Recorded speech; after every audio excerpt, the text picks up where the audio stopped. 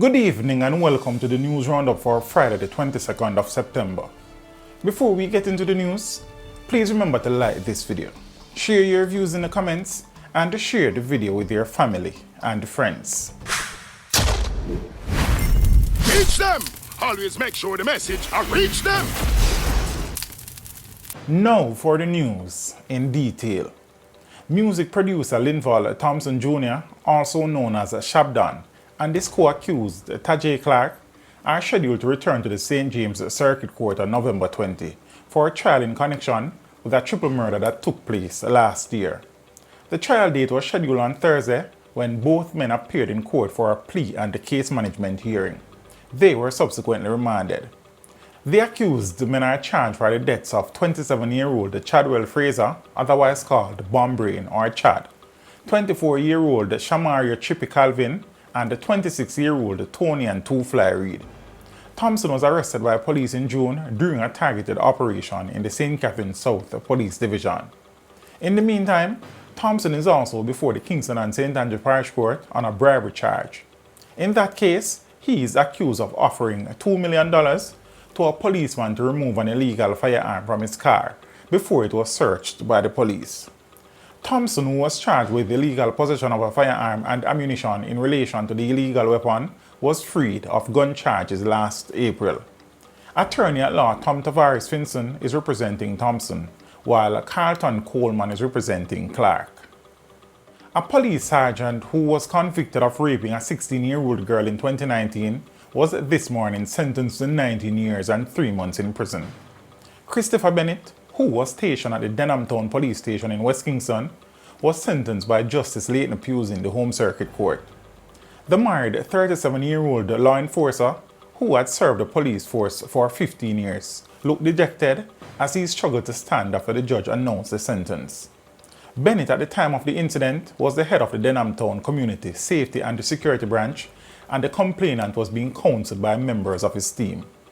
During the trial, it was outlined that on June 17, 2019, the policeman offered the complainant a ride from the station and took her to the Palisades main road in East Kingston, where he sexually assaulted her.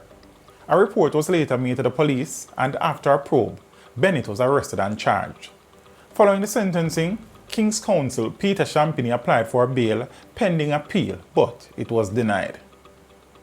Deputy Commissioner of Police in charge of crime Fitz Bailey is urging companies to hire trained security guards to operate as close protection officers for their staff. He says the police are burdened by the flood of requests from public entities for the police to provide security for their staff. Bailey says the police have committed a large number of policemen and women to serve as close protection officers for individuals in the public service. He says, unfortunately, there are not enough bodies in the JCF to meet the high number of requests for CPOs. A lot of entities have been constantly requesting police support, and I will say we have limited resources. If I were to say to the Jamaican population, the amount of people that we have assigned duty as CPOs, I mean, it's a lot, more than one division. I mean, think of a geographic division. I don't want to go into specific numbers, but think about a division of like Kingston Centre to Central. We have assigned more people as CPOs, more than what obtained in a division. And every day the request is coming in. And there are limited resources that we do have. DCP Bailey says the Integrity Commission is among the entities that have asked the JCF to provide them with CPOs. Whilst the Integrity Commission, they have made requests. We have assigned CPO to one member of staff already, and there were some misunderstandings. And as we have related to the individual that we have limited amount of persons, we just don't have the resources to be changing CPOs like that. We have also assigned officers to the physical facility of this Integrity Commission. Bailey says several entities which lean on the police for personal security are in a position to hire private security personnel. It's just the demand is getting greater and greater and greater. And I think from where I sit, we have to make some decisions. There are entities that are independent and they must pay. There are many companies, security companies with competent people who can provide that close protection. And they need to hire them. Police offers a public good, and we can't use the public good carelessly, let me use that term. We have to ensure that when we utilize the public good, the public benefits from it. Director of Public Prosecutions Paula Llewellyn, KC, is to remain in office for another 2 years. An amendment this year to the Constitution changed the age of retirement for the post from 60 to 65. Llewellyn, who turned 63 on Thursday, would have left office this week if the Constitution was not amended. When she reached the initial retirement age of 60 in 2020, she was given a 3-year extension. In August this year, Llewellyn reportedly applied to continue serving in the post. In a letter dated September 21, 2023, she was advised that further to the amendment to Section 96, subsection 1 of the Constitution, effective July 31, 2023, the Public Service Commission reviewed your letter of August 15, 2023 and agreed that your request to continue as DPP be allowed for an additional period of 2 years with effect from September 21, 2023. The letter, which was signed by the Chief Personnel Officer of the Public Service Commission, Jacqueline Mendez, said the Governor General approved the additional 2 years. When contacted on Thursday, Justice Minister Delroy Chuck said he was pleased. I am so happy that DPP Llewellyn, an outstanding Jamaican female professional, in spite of the toxic political atmosphere, has agreed to continue to serve our beloved country. And I expect her to continue to give outstanding service to the office of the DPP, he said. The process was not without challenges, however, as there was widespread backlash against the move to amend the Constitution in July. A lawsuit was filed in August in the Supreme Court by 2 members of the opposition People's National Party, who are contending that the constitutional amendment was done for an improper purpose. Philip Paulwell, the leader of opposition business in the lower house, and his counterpart in the Senate, Peter Bunting, are seeking declarations from the court that the amendment is unconstitutional and null and void. They are seeking a declaration that Llewellyn should not be allowed to remain in office beyond September 21, 2023, when her 2020 extension ends. The Attorney General is a defendant in the suit, and the trial is set for November 20 in the full court. The case against Assistant Commissioner at the Jamaica Fire Brigade, Floyd McLean, who is accused of sexually assaulting a minor who was volunteering at the Montego Bay Fire Department, is to be transferred to the St. James Circuit Court. The matter is to be dealt with during a committal hearing on October 3.